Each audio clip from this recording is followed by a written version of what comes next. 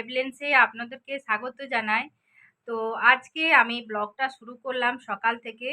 সকালে একদম সকাল থেকে পারিনি। তো আমি চা ও টিফিন খাওয়া হয়ে গেছে। তো টিফিন খাওয়ার পর ভাবলাম ব্লগটা এবার শুরু করা যাক।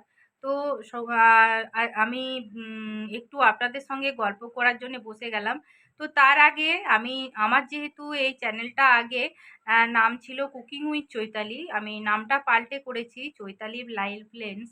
তো তার জন্য আপনাদেরকে একটু আমি ইন্ট্রো দিয়ে দিচ্ছি। তো আমি হচ্ছি চৈতালি মাইতি, আমি থাকি দুর্গাপুরে, আর আমি একজন হাউসওয়াইফ। তো আমার ব্লগ ভিডিও শুরু করছি। ছোট্ট ছোট্ট মুহূর্ত আপনাদেরকে তুলে ধরার চেষ্টা করব। তো আমার কি ভুল ত্রুটি সেটাও জানাবেন আপনারা কিভাবে কি করব। তো আমি ব্লগ ভিডিও যেহেতু শুরু করছি সেইভাবে, আগে তো ব্লগ ভিডিও করতাম না, তো আজ থেকে শুরু করছি। ছোট্ট ছোট্ট মুহূর্ত আপনাদের কাছে তুলে ধরার চেষ্টা করব। তো আমার এই ভিডিও আপনাদের কেমন লাগছে কমেন্ট বক্সে অতি অবশ্যই জানাবেন। আর যারা নতুন বন্ধু তারা আমার চ্যানেলকে অতি অবশ্যই সাবস্ক্রাইব করবেন, কমেন্ট করবেন, লাইক করবেন এবং শেয়ার করে দেবেন। আর পাশে থাকা যে বেল আইকনটা আছে সেটা অতি অবশ্যই টিপে দেবেন। তার কারণ হচ্ছে তাহলে নোটিফিকেশন আপনার কাছে প্রথম পৌঁছে যাবে এবং পরপর আপনারা আরও ভিডিও দেখতে পারবেন যেসব ভিডিওগুলো আসবে। আর আমি চেষ্টা করব আপনাদের সঙ্গে প্রত্যেকটা মুহূর্তকে তুলে ধরার চেষ্টা করব।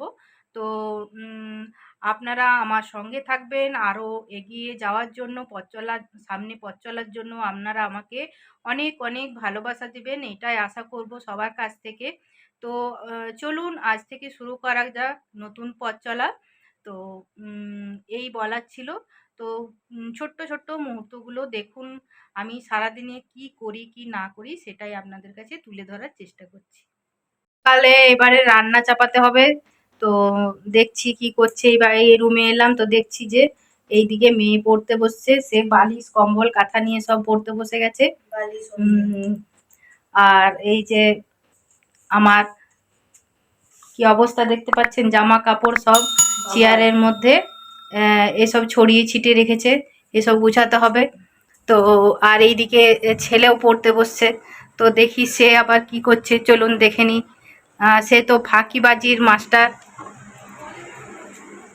এই দেখুন আমার ছেলে পড়তে বসে শুয়ে পড়েছে।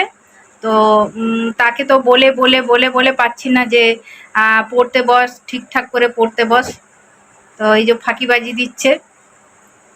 আর এদিকে বাগানে যে গাছ লাগিয়েছি, সে এত রোদ, বাগানে গাছ থাকবে নাকি কোনো ঠিক নেই। দেখুন কি অবস্থা বাগানে এত রোদ। আর এই ছোট ছোট যে গাছ লাগিয়েছি, গাছগুলো রোদে পুরো ঝলসে যাওয়ার মতন অবস্থা। দুবেলা জল দিতে হচ্ছে, তাতেও কিন্তু মাটি শুকিয়ে যাচ্ছে। আর এই দেখুন কত জবা ফুল ফুটেছে জবা গাছে, অনেক রকমের জবা আছে। এই দিকটা একটা সাইডে গাছ লাগানো হয়েছে, আবার এই সাইডটাও কিন্তু গাছ লাগানো হয়েছে।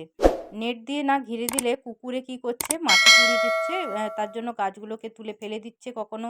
তো তার জন্য একটু নেট দিয়ে, যতক্ষণ না গাছগুলো বড় হচ্ছে, তো নেট দিয়ে ঘিরে দেওয়া হয়েছে। এরপর বাড়ির ভেতরে চলে এলাম, কেন রান্না বসাতে হবে।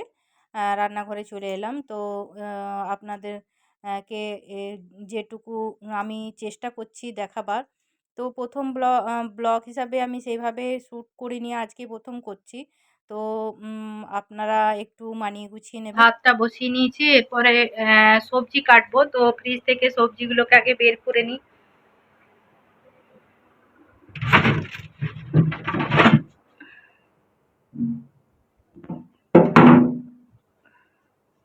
ফ্রিজ থেকে সবজিগুলোকে বের করে নিলাম, এরপর সবজি কাটবো। তো ফ্রিজ থেকে সবজি বের করার পর দেখছি ফ্রিজের ট্রেটা খুব নোংরা হয়েছে, তার জন্য ফ্রিজের ট্রেটাকে বের করে নিলাম, নিয়ে ফ্রিজের ট্রেটাকে ধুয়ে নিচ্ছি। তো চলুন ফ্রিজের ট্রেটাকে ধুয়ে নিই।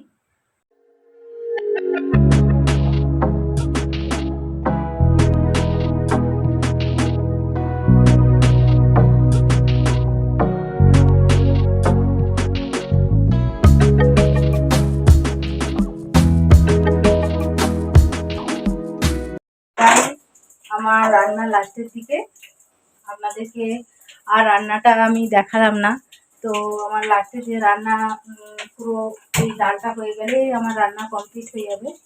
আর এরপর ডালটা করে নামিয়ে নিলে রান্না কমপ্লিট হয়ে যাওয়ার পর আমি স্নান টান করে আসবো। তো এই যে ডাল এখানে সম্বাদ দিচ্ছি, আর এইদিকে ডাল হচ্ছে, এই দিকটাতে ডাল হচ্ছে।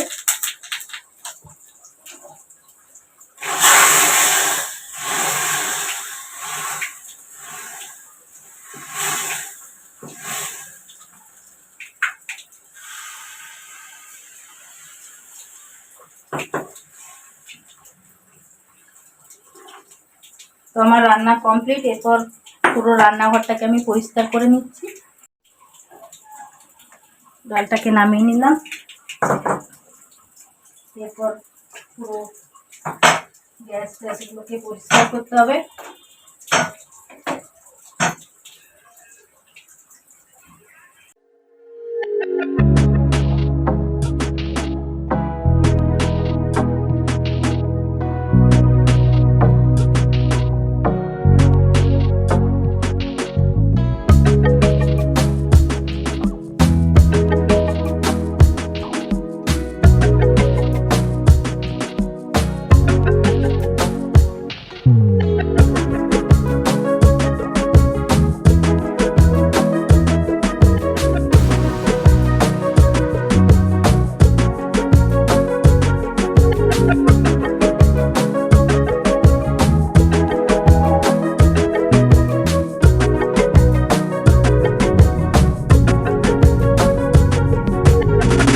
আমার পরিষ্কার করা হয়ে গেছে। এরপরে আমি স্নান টান করে নিই, স্নান টান করে আপনাদের সঙ্গে আবার দেখা হচ্ছে।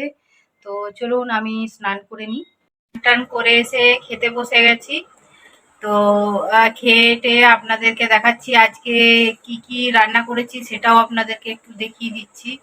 তো টেবিল থাকা সত্ত্বেও আমরা নিচেই খেতে বসি, তার কারণ হচ্ছে নিচে খেতেই ভালো লাগে।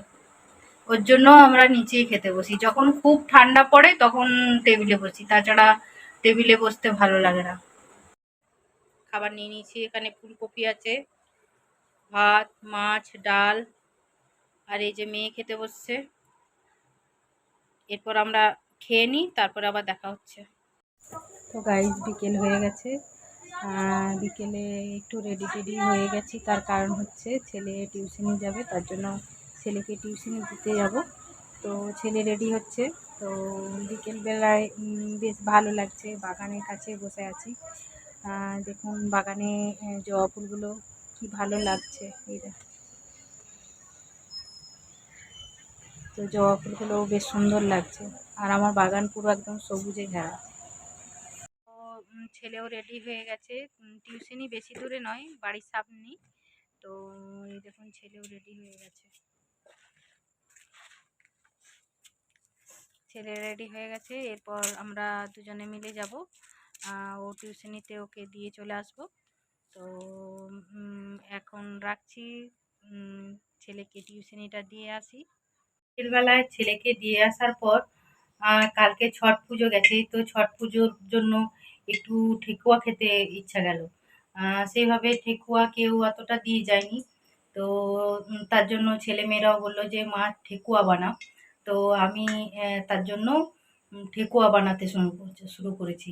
তো চলুন দেখে নিন, আমার ঠেকুয়া সব প্রস্তুতি হয়ে গেছে, সব বানিয়ে রেখেছি। এরপরে তেল গরম হয়ে গেছে, তেলের মধ্যে ছাড়তে শুরু করব।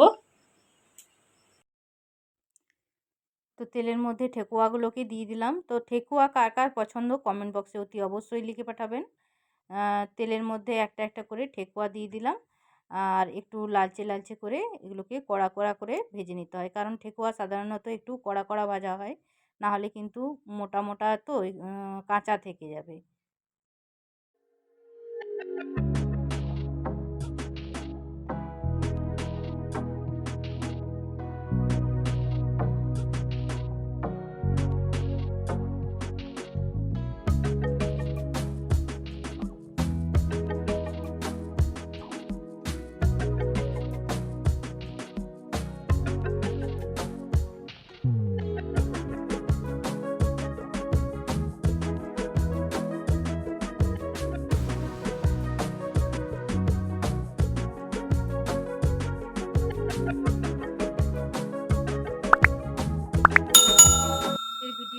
আপনাদের কেমন লাগলো অতি অবশ্যই জানাবেন।